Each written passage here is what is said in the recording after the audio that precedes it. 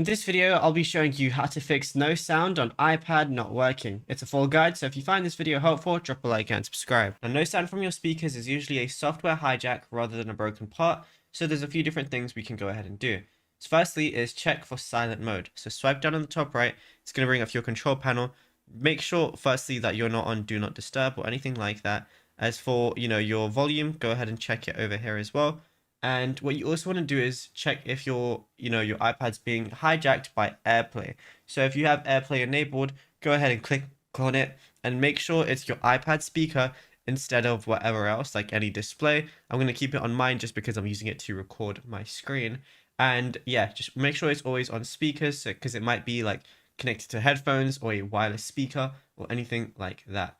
What you also want to do is, again, make sure do not disturb mode is disabled because that could be a big culprit as well. And of course, make sure your volume is up. Once you go ahead and do that, you should be good to go.